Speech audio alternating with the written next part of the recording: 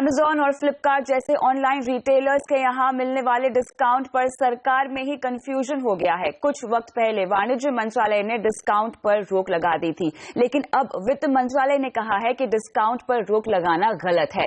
दूसरी तरफ वाणिज्य मंत्रालय की अपनी दलील है। ऐसे में क्या एक बार फिर ऑनलाइन डिस्काउंट का दौर शुरू होगा या फिर छोटे कारोबारियों को बचाने की वाणिज्य मंत्रालय की यहाँ पर दुहाई काम आएगी? इसी पर आज हम कर रहे हैं खास चर्चा, जिसमें हमारे साथ शामिल हो रहे हैं ऑनलाइन रिटेल के बड़े जानकार और वजीर एडवाइजर्स के एमडी हरमिंदर सहानी और साथ ही रिटेल कारोबारियों की संस्था CIT के सेक्रेटरी जनरल प्रवीण खंडेलवाल। आप दोनों का ही स्वागत है। लेकिन चलिए चर्चा की शुरुआत कर रहे, उससे पहले आपको दिखाते हैं कि ऑनलाइन डिस्काउंट को लेकर वित्त और वाणिज्य मंत्रालय में आखिर क्या तनातनी है। कभी स्नैपडील तो कभी फ्लिपकार्ट या कभी किसी और ई-कॉमर्स कंपनी के भारी भरकम डिस्काउंट से आप खुश तो हो जाते हैं, लेकिन इसे लेकर सरकार के भीतर भारी मतभेद उभरकर सामने आया है। दरअसल पिछले दिनों उद्योग मंत्रालय ने ई-कॉमर्स कंपनियों की ओर से दिए जाने वाले डिस्काउंट पर रोक लगा दी थी, लेकिन सूत्रों की माने तो अब वित्त मंत्रालय का कहना है कि सरकार को इस पचड़े में नहीं पड़ना चाहिए कि ये डिस्काउंट कौन दे रहा है, ई-कॉमर्स कंपनियां दे रही हैं या सेलर। सामान की कीमतें या डिस्काउंट रेट सरकार को नहीं तय करना चाहिए। वित्त मंत्रालय का मानना है कि ये तय करने का अधिकार बाजार को है। पिछले हफ्ते इस मुद्दे पर नीति आयोग में एक अहम बैठक हुई थी। इसी बैठक में वित्त मंत्रालय के अधिकारी ने डिस्काउंट पर रोक लगाने का विरोध किया था। हालांकि DIPP की इसके पक्ष में अपनी दलील है। Department of industrial policy and promotion यानी DIPP का कहना है कि ई-कॉमर्स कंपनियां खुद डिस्काउंट ना दें। अगर ई-कॉमर्स प्लेटफॉर्म पर सामान बेचने वाला दुकानदार चाहे तो डिस्काउंट दे। DIPP की दलील है कि ई-कॉमर्स कंपनियां निवेशकों के दम पर डिस्काउंट तो दे रही हैं, लेकिन इससे दो नुकसान हैं। पहला, छोटे मझोले कारोबारी जो अपनी दुकानें खोलकर बैठे हैं उन्हें भारी नुकसान होगा। दूसरा, इससे ई-कॉमर्स कंपनियों के भविष्य में दिवालिया होने का भी खतरा रहेगा। हालांकि डिस्काउंट समेत तमाम दूसरे मुद्दों पर ई-कॉमर्स कंपनियों के साथ अलग अलग बैठकें होने वाली हैं। इसके बाद ही ये तय हो पाएगा कि वित्त मंत्रालय की आपत्ति के बाद सरकार डिस्काउंट पर रोक हटाती है या नहीं। लक्ष्मण रॉय, दिल्ली। तो आखिर वित्त मंत्रालय की इस दलील में कितना दम है और छोटे कारोबारियों का विरोध क्या है, इसी पर हम विस्तार से बात करते हैं। सबसे पहले हरमिंदर जी, आपसे ही मैं समझना चाहूंगी, आप काफी समय से रिटेल सेक्टर को और ऑनलाइन ऑफलाइन दोनों को ट्रैक करते आए हैं। मुझे ये बताइए कि आखिर वित्त मंत्रालय जो दलील यहाँ पर पेश कर रहा है कि मार्केट को ही डिसाइड करना चाहिए प्राइस, बाजार पर छोड़ देना कितना सही होगा? बाजार पर छोड़ देने के अलावा प्रैक्टिकली कोई ऑप्शन नहीं है, क्योंकि आप समझिए कि अगर बाजार पर नहीं छोड़ते हैं, ये सिंपल दालें जिसमें सरकार प्रोक्योरमेंट करती है, दवाइयां जिसमें मिनिस्ट्री कंट्रोल कर सकती है, कुछ ही सप्लायर्स हैं, ये कंज्यूमर प्रोडक्ट्स की बात हो रही है। इसमें हजारों आइटम है, लाखों उसके अंदर यूनिट्स होती हैं। उसकी किस तरह से आप प्राइस को कंट्रोल करने की सोच रहे हैं, कौन डिस्काउंट दे रहा है, कितना दे रहा है? तो आप कहेंगे ऑनलाइन पे डिस्काउंट नहीं होना चाहिए, तो कल कोई ऑफलाइन पे डिस्काउंट दे रहा होगा, तो कोई भी गवर्नमेंट अथॉरिटी इसको कैसे कंट्रोल कर सकती है? प्रैक्टिकल नहीं है। तो कोई भी बिजनेस जो बिजनेस में है, ये मान के ही चलना चाहिए कि वो पैसा कमाने के लिए और प्रॉफिट वो अपनी सेल से ही कमाएंगे। कोई भी अगर उसको शुरू में डिस्काउंट दे रहा है या कुछ ज्यादा जरूरत से ज्यादा लंबे समय तक डिस्काउंट दे रहा है, तो उस डिस्काउंट को रोकने के लिए एक और एंटिटी जो इसमें काम करती है वो ब्रांड्स हैं और जो सप्लायर्स हैं।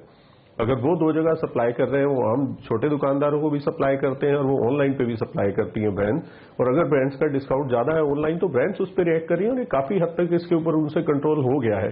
और यही मार्केट डायनेमिक्स इसी को कहते हैं कि डिस्ट्रीब्यूटर है, रिटेलर है, ऑनलाइन हो या ऑफलाइन हो, ब्रांड्स है, मैन्युफैक्चरर्स है, ये आपस में मिलकर एक प्राइस निकल के आता है कि क्या प्राइस ठीक है। तो आज की रेट में अगर कहें कि ऑफलाइन के ऊपर प्राइस जो है, क्योंकि मार्जिन छोटे दुकानदार को ज्यादा चाहिए या उसके अपने खर्चे जिस तरह से हैं, तो क्या वो कंज्यूमर के लिए ठीक है? कोई एफिशिएंट रिटेलर आता है, चाहे वो ऑनलाइन हो ऑफलाइन, और वो कम प्राइस पे बेच सकता है, तो क्या प्रॉब्लम है बेचने में? मार्केट इसका जवाब खुद ढूंढ लेगी। तो मैं इसको पूरी तरह से सपोर्ट करता हूं कि मार्केट को ही ये ढूंढने देना चाहिए कि प्राइस डिस्कवरी वही होनी चाहिए। डिस्काउंट कौन दे रहा है, कैसे दे रहा है, कहां से दे रहा है, उसके लिए मेरे हिसाब से प्रैक्टिकल नहीं है पता लगा पाना। प्रवीण जी, आप इस मार्केट डायनेमिक्स से कितने सहमत है? मुझे बताइए, डिस्काउंट का विरोध आखिर क्यों किया जा रहा है?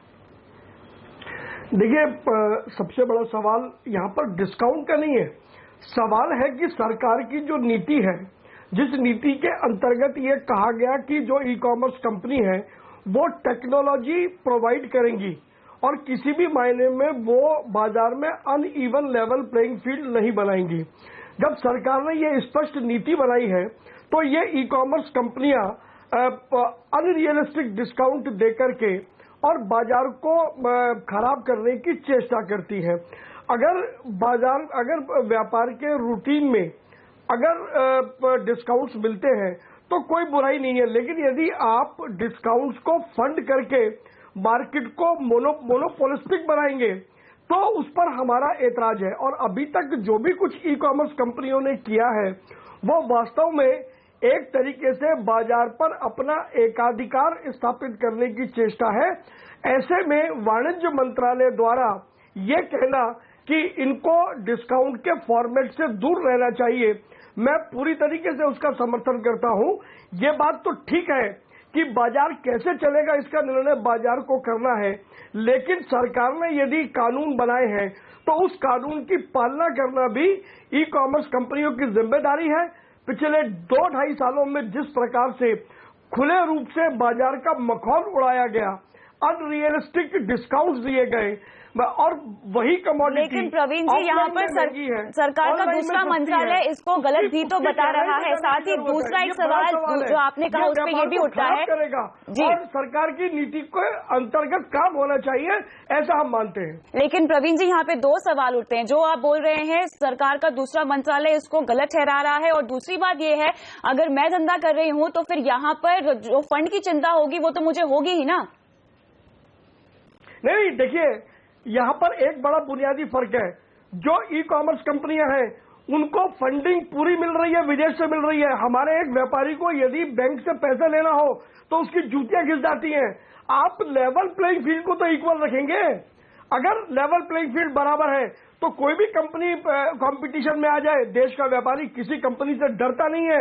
लेकिन आप अनइवन लेवल प्लेइंग फील्ड करेंगे, आप डिस्काउंट की फंडिंग करेंगे। जहां तक फंडिंग की बात है हरमिंदर जी, आपसे मैं समझना चाहूंगी, हम लगातार खबरें सुन रहे हैं। इनफैक्ट इस साल की शुरुआत में भी हमने देखा कि जहां तक अमेजॉन फ्लिपकार्ट की बात है फंडिंग पर यहाँ पर बहुत हमने कमी भी देखी है। और साथ ही अगर हम DIPP के इशू को भी रेज करें यहाँ पर कि प्रॉफिट और मार्जिन पर भी ध्यान देना होगा इन ई कॉमर्स साइट्स को, तो प्रवीण जी जो यहाँ पर तर्क दे रहे हैं वो कितना सही लगता है आपको? कि जहां तक फंडिंग की बात है, अगर उस फंडिंग का पूरा विश्लेषण करें तो आपको पता चलेगा कि कितना पैसा उनका डिस्काउंट में जाता है, कितना मार्केटिंग में, कितना टेक्नोलॉजी में और कितना वेयर हाउस या उस तरीके के इंफ्रास्ट्रक्चर बनाने में और डेली जो लोगों की सैलरीज और खर्चे देने में जाता है। तो आप ऐसा नहीं है कि सारी फंडिंग सिर्फ डिस्काउंट करने के लिए आ रही है। हरमिंदर जी, सरकार की नीति है मार्केट प्लेस में यदि आप ऑपरेट कर रहे हैं तो आपको वेयर हाउस की कहाँ जरूरत है? जो आपके पोर्टल पर जो सेलर है वो अपने आप तय करेगा ना। अगर टेक्नोलॉजी प्लेटफॉर्म भी वेयर हाउस बनाएगा तो फिर वो इन्वेंट्री बोर्ड हो गया जो कि कानून में अलाउ नहीं है। नहीं, अभी जो डिस्कशन हो रही है कि कानून जो बना है उसको वित्त मंत्रालय कह रहा है कि उसमें प्राइस डिस्काउंट कंट्रोल करने की जो कोशिश की जा रही है वो ठीक नहीं है। मेरा भी ये मानना है कि जो भी कानून है गलत या ठीक, मैं उससे डिसएग्री कर सकता हूं, लेकिन मुझे उसी के अंदर रह के काम करना चाहिए। तो कोई भी ई कॉमर्स कंपनी अगर उस कानून को तोड़ रही है तो वो तो लायबल है for penalty and whatever law says. लेकिन अभी डिस्कशन ये हो रही है कि क्या ये लॉ अपने आप में ठीक है, क्योंकि वित्त मंत्रालय ने बोला है कि ये नहीं कर सकते। तो मैं उससे एग्री कर रहा हूं कि ये जो पॉलिसी है कि प्राइस कंट्रोल किया जा सकता है वो प्रैक्टिकल नहीं है, मेरा ये मानना है, और वो मार्केट को ही, बाजार को ही तय करना होता है। और आपने सवाल रेज किया कि ये फंडिंग के कारण डिस्काउंटिंग कर रहे हैं, तो मैं कह रहा हूं कि फंडिंग एक पार्ट है फंडिंग का जो डिस्काउंटिंग में जा रहा है। और वो पिछले 1 साल से आप भी देख रहे होंगे कि सभी इन्वेस्टर बाहर के हैं या यहाँ के, वो सभी इन कंपनीज को कह रहे हैं कि आप किसी भी तरीके के अपने बिजनेस को प्रॉफिटेबिलिटी में लाइए। और सबसे पहली चीज तो यही कर सकते हैं, डिस्काउंट बचाने की कोशिश कर सकते हैं, मार्केटिंग पे खर्चा कम करें, तो वो कोशिश हो रही है। तो ये मार्केट अपने आप रास्ता एक ढूंढ रहा है उसके अंदर। तो कोई भी एक नई दुकान खुलती है शहर में आके, वो भी इनॉग्रल डिस्काउंट देते हैं तो उससे बाजार हिलता है, लेकिन हफ्ते बाद तो वापस वो भी उसी लाइन पर आ जाता है। इस केस में इनॉग्रल डिस्काउंट शायद ई कॉमर्स कंपनी का 1, 2 साल, 3 साल ज्यादा चल गया और पूरे देश के लेवल पे चल गया, तब भी कितना मार्केट शेयर ले पाए वो लोग, तब भी बिल्कुल आपका तर्क यहाँ पर सही है। लेकिन इस बीच हम गए हैं कुछ व्यापारियों के बीच में भी, ऑनलाइन डिस्काउंट पर आखिर व्यापारियों का क्या कहना है ये भी सुन लेते हैं। प्रॉपर 50% सेल गिर गई केवल अब 30% लोग ही ऐसा बोलते हैं कि तो मतलब हमें ऑनलाइन सस्ता मिल रहा है, मार्केट में महंगा है। डील के बस यही बताना पड़ता है कि भाई ऑनलाइन अगर आप खरीदेंगे तो उसकी कंप्लेंट के लिए आपको मेल करनी पड़ेगी, उनको बार बार फोन करना पड़ेगा। आप यहाँ डायरेक्ट आओगे, हम डायरेक्ट आपकी कोई हेल्प कर सकते हैं। हमारा जो सर्विस सेंटर है वो हमारी हेल्प कर सकता है क्योंकि हमारे पर्सनल रिलेशंस हैं। तो यही सब चीजें थोड़ा बहुत काम आती थी, पर्सनल रिलेशन ज्यादा काम आते हैं। हमारा रिटेल करना आज की डेट में थोड़ा मुश्किल होता जा रहा है कि पहले तो कस्टमर को प्रोडक्ट के बारे में समझाओ, प्रोडक्ट के बाद सर्विस के बारे में समझाओ, फिर उसको प्राइस के बारे में समझाओ, थोड़ा डिफिकल्ट होता जा रहा है। इट्स वेरी हार्ड टू से बिकॉज डिपेंड करता है किस सेगमेंट की बात हो रही है। बट हाँ, जो लोअर और मिडिल सेगमेंट के शॉपकीपर्स हैं उनके बिजनेस को डेफिनेटली इम्पैक्ट कर रहा है। हाई एंड और प्रीमियम मार्केट्स में इतना फर्क नहीं पड़ता बिकॉज ऑनलाइन शॉपर्स लग्जरी कभी ऑनलाइन नहीं खरीदते। ई कॉमर्स के ऊपर जो हैवी डिस्काउंटिंग है, जो गवर्नमेंट का सोचना है कि इसके पर लगाम लगनी चाहिए, ये गवर्नमेंट का बिल्कुल ठीक डिसीजन है क्योंकि ई कॉमर्स वाले जो कर रहे हैं वो ज्यादा, हम समझते हैं कि वो चीटिंग ज्यादा है, बल्कि जेन्युइन डिस्काउंट कम है। वो हमेशा एमआरपी को, जो भी उनकी एमआरपी होगी, उसको एनहांस कर देते हैं और कस्टमर को ललचाने के लिए डिस्काउंट हैवी शो करते हैं कि जी हम आपको डिस्काउंट दे रहे हैं, और कस्टमर उनके ट्रैप में फंसता है। टोटली टाइम वेस्ट और इतना चीट है। जो प्रोडक्ट वो दिखा रहे हैं वो कंपनी प्राइस भी नहीं है, उसके बावजूद भी उस पे वो डिस्काउंट जो कंपनी ऑफर नहीं करती है रिटेलर को, वो ऑफर वो वहां पर देते हैं। हरबिंदर जी, यहाँ पर व्यापारियों की बात आपने सुनी कि आप हमें ये समझाइए कि जो मार्केट डायनेमिक्स की आप बात कर रहे हैं उसमें जिस तरह से व्यापारी कह रहे हैं कि यहाँ पर चीट किया जाता है ग्राहकों को और बढ़ा चढ़ाकर, एक तो कीमतें होती उस पर आप ज्यादा डिस्काउंट देते हो तो उनका मार्केट किल हो रहा है, इस मार्केट डायनेमिक्स को हम कैसे समझें? देखिए, ये एंड में आप दुकानदार की बात करें, वो लोग कंज्यूमर भी हैं। ऐसे ही आप कंज्यूमर से बात करेंगे तो जो भी ऑनलाइन कोई रिटेलर ऐसा है जो इस तरीके से करता है कि वो ज्यादा प्राइस दिखा के, ज्यादा परसेंटेज डिस्काउंट दिखा के एक्चुअली रियल नहीं है वो चीज, चीटिंग कर रहे हैं, तो उसका प्राइस पे करेंगे, उनकी ब्रांड पे असर पड़ेगा, कंज्यूमर दोबारा उनके पास नहीं जाएगा। और आज भी अगर आप देखिए ना, ऑनलाइन छोड़ दीजिए, आप ऑफलाइन में रहिए, मॉल्स को भी छोड़ दिए, उससे पहले भी जब सेल लगती थी दिवाली पे तो हर दुकान के बाहर लिखा होता 50% डिस्काउंट, 60% डिस्काउंट। अंदर जाइए तो पता चलेगा वो कुछ ही आइटम्स के ऊपर है। तो ट्रैप करना, अट्रैक्ट करना कंज्यूमर को, ये सब मार्केटिंग है। इसके अंदर चीटिंग कहा जा सकता है कि ये चीटिंग की जा रही है। तो कंज्यूमर अगर उसको लगता है कि मुझे चीट किया गया है तो उस दुकान पे दोबारा नहीं जाते हैं। तो वापस बाजार के ऊपर ही आ गई बात की मार्केट फोर्सेज उसको खुद डिसाइड करेंगी क्यों आज ज्यादा लोग अमेजोन पे जा रहे हैं और क्यों कम लोग कुछ और ऑनलाइन रिटेलर्स की ओर जा रहे हैं।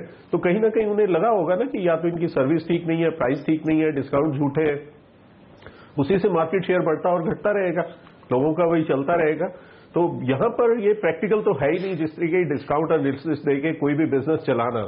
आप अमेरिका में अमेजोन का बिजनेस देख लीजिए, हर चीज के लिए आपको रिटर्न करना है, आपको डिलीवरी जल्दी चाहिए, आपको प्राइम कस्टमर है, हर चीज के लिए पैसा देना पड़ता है। एब्सोल्युटली। प्रवीण जी यहाँ पर कुछ कहना चाहते हैं, एक सेकंड हरबिंदर जी। जी प्रवीण जी बोलिए। देखिए, मैं केवल इतना ही कहना चाहता हूँ कि सरकार ने जो नियम कायदे बनाए हैं, हमें डिस्काउंटिंग से कोई लेना देना नहीं है। मार्केट तय करे कि डिस्काउंट कितना होगा अथवा नहीं होगा, लेकिन सरकार ने जो पॉलिसी बनाई है उस पॉलिसी में ये कहा कि ई कॉमर्स कंपनियां टेक्नोलॉजी प्रोवाइड करेंगी, इससे ज्यादा कुछ नहीं करेंगी और मार्केट प्लेस में ऑपरेट करेंगी। तो अगर उनको केवल यही करना चाहिए, और डीआईपीपी ने भी यही कहा है, अगर इतना हो गया तो मुझे विश्वास है कि देश में ई कॉमर्स अच्छा काम करेगा, प्रगति करेगा, प्रॉमिसिंग बिजनेस है। लेकिन उसके जो एविल्स है, पिछले 2.5 सालों में जिस प्रकार से ई कॉमर्स के साथ में जो ज्यादती करी गई है, वो कम से कम ठीक होनी चाहिए। टेक्नोलॉजी प्लेटफॉर्म में मार्केट प्लेस बनकर के काम करें, हमें उससे कोई आपत्ति नहीं है। बिल्कुल, तो ये तो मांग है व्यापारियों की, लेकिन कंज्यूमर क्या चाहता है? क्या कंज्यूमर डिस्काउंट से वाकई खुश है? सुनेंगे कंज्यूमर की आवाज इस छोटे से ब्रेक के बाद।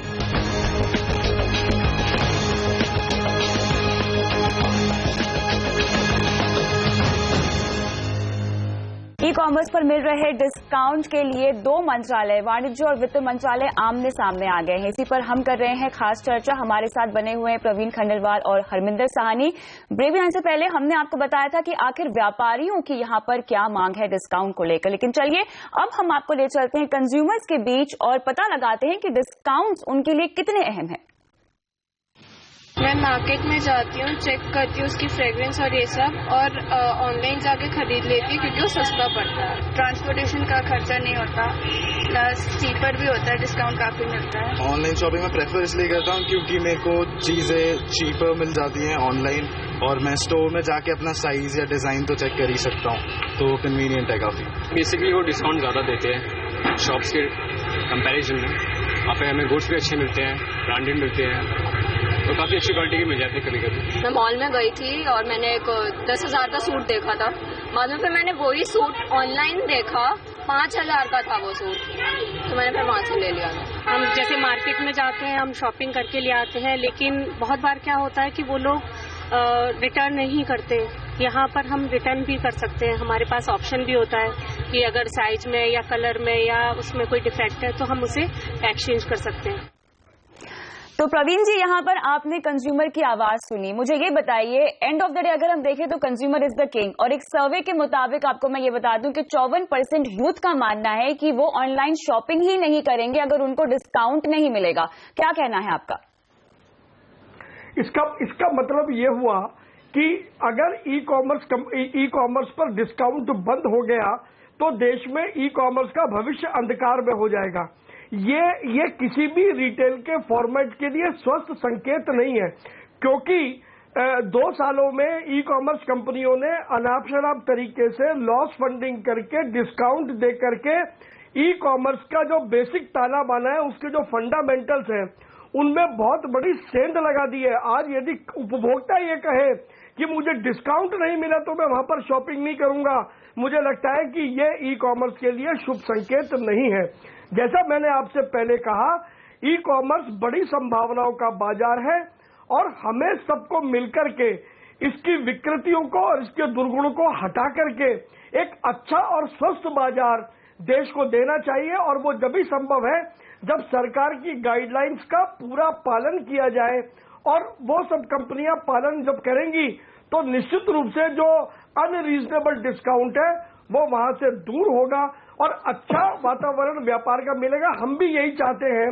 और प्रवीण जी, आप बिल्कुल सही कह रहे हैं। हरमिंदर जी, यहाँ पर बड़ी संभावनाओं का बाजार तो ई कॉमर्स है ही, लेकिन उसमें डिस्काउंट एक बहुत अहम फीचर है, और प्रवीण जी का कहना है कि ये अनरियलिस्टिक डिस्काउंट जो दिया जा रहा है ये खत्म हो जाना चाहिए। ऐसे में ग्राहक तो ऑनलाइन शॉपिंग नहीं करेंगे। नहीं, ऐसा नहीं है। अभी जो आपने दिखाए सर्वे, और हम लोग भी काफी सर्वेस करते हैं, तो उसमें हमने 2 तरह से इस चीज को पूछा। जैसे एक तो भाई डिस्काउंट्स हैं आज की डेट में, और अगर बंद हो जाएंगे तो आप करेंगे, तो बिल्कुल ठीक है। ये आता है कि 50-60% लोग कहते हैं फिर तो हम शॉपिंग नहीं करेंगे। लेकिन अगर थोड़ा उसमें डीपर जाए, आपके भी इंटरव्यूज में जैसे सुना, कन्वीनियंस है, रेंज है, एक्सचेंज पॉलिसीज है, और जो ट्रांसपोर्ट का खर्चा नहीं है, आने जाने में टाइम वेस्ट नहीं हो रहा है, ये सारी चीजें फैक्टर मैटर करती हैं उस चीज के अंदर, और इन्हीं चीजों के ऊपर ई कॉमर्स प्लेयर्स को प्ले करना होगा, तभी जाके ई कॉमर्स सक्सेसफुल होगा। कि डिस्काउंट तो चाहे सरकार रोके या नहीं रोके, कभी ना कभी तो रुक ही जाएंगे। कब तो कोई फंडिंग करता रहेगा, तो वो तो हो ही नहीं सकता। तो प्रवीण जी जो कह रहे हैं बिल्कुल ठीक कह रहे हैं कि ई कॉमर्स ने अपनी शुरुआत जो हुई कुछ प्लेयर्स के कारण, उन्होंने डिस्काउंट बेसिस बना दिया उसको, और उसके कारण ये सारा ई कॉमर्स लोगों को भी ऐसा ही दिखता है कि डिस्काउंट मिलता है सिर्फ तभी शॉपिंग करेंगे। लेकिन अभी भी तो 46% लोग ऐसा नहीं कह रहे हैं, और हमारे सर्विस में ज्यादा लोग यही कह रहे हैं कि कन्वीनियंस है, रेंज है, एक्सचेंज पॉसिबिलिटीज, वो सब चीजों को देखते हुए वो ई कॉमर्स को फेवर करते हैं। ये डिस्काउंट की सेंस का जो वर्ड इन्होंने यूज किया बिल्कुल ठीक है, लेकिन वो अब डिस्कशन आज ये है कि क्या सरकार उसको कंट्रोल कर सकती है? नहीं, और सरकार को करना चाहिए। नीतियां बनाई हैं, उससे कर पा रहे हैं, फिर भी आप ही कह रहे हैं कि वो मखौल बना रहे हैं, कोई ना कोई रास्ता निकाल रहे हैं, तो निकालते रहेंगे, लेकिन इवेंचुअली वो नहीं चलने वाला है और ना ही चलना चाहिए। मार्केट के लिए गलत है अनरियलिस्टिक डिस्काउंट, लेकिन एफिशिएंट प्राइसिंग होनी चाहिए। वो मार्केट और बाजार खुद ही ढूंढ सकता है, उसको कोई और डिसाइड नहीं कर सकता। बिल्कुल। तो यहाँ पर अगर हम छोटे व्यापारियों का हित भी ध्यान में रखें तो प्रवीण जी, कैसे एक मार्केट प्राइस एस्टैब्लिश की जा सकती है? देखिए, मैं साहनी साहब की बात से पूरी तरीके से सहमत हूं, और देश के लिए भी और देश की इकोनॉमी के लिए भी ये बड़ा जरूरी है कि हम ई कॉमर्स को एक स्टेबल मार्केट बनाएं। और ये जो दिखाया जाता है कि ऑफलाइन और ऑफलाइन में टकराव है, इस टकराव को हमें कहीं ना कहीं मिलजुल करके ठीक करना होगा और एक अच्छा बाजार, चाहे वो ऑफलाइन का हो चाहे वो ऑनलाइन का हो। हमने भी देश भर में अपने व्यापारियों को ये कहा कि आप अपनी ऑफलाइन के साथ साथ आप ई कॉमर्स पर भी अपनी दुकान बनाएं और जो एक्सचेंज, बार्टर, ये जो इस तरीके की चीजें हैं, एफिशिएंसी, क्योंकि ये कंज्यूमर का बाजार है और चाहे वो रिटेल का कोई भी फॉर्मेट हो, चाहे वो डायरेक्ट सेलिंग हो, चाहे वो ई कॉमर्स हो, चाहे वो रिटेल ट्रेड हो, छोटा हो या बड़ा हो, उसके लिए एक जब तक कॉम्प्रिहेंसिव रिटेल पॉलिसी सरकार नहीं बनाएगी तब तक इस प्रकार की ऊंच नीच चलती रहेगी और उससे देश का रिटेल व्यापार दूषित होगा। तो आपके कार्यक्रम के माध्यम से मैं ये कहना चाहता हूं कि रिटेल ट्रेड की संभावनाओं को समझा जाना चाहिए और इसके लिए कॉम्प्रिहेंसिव रिटेल पॉलिसी बने जिसमें रिटेल के सभी वर्टिकल इंडिपेंडेंटली सरकार की नीतियों का ध्यान रखते हुए अच्छा काम करें। बिल्कुल, तो एक कॉम्प्रिहेंसिव रिटेल पॉलिसी की जरूरत है, एक बीच का रास्ता जो कि निकालना चाहिए ताकि उससे व्यापारी भी खुश रहे और कंज्यूमर की बादशाहत भी बरकरार रहे। बहुत बहुत शुक्रिया आप दोनों का ही इस खास पेशकश में आज शामिल होने के लिए। इसी के साथ इजाजत दीजिए, लेकिन बने रहिए CNBC आवाज पर। नमस्कार।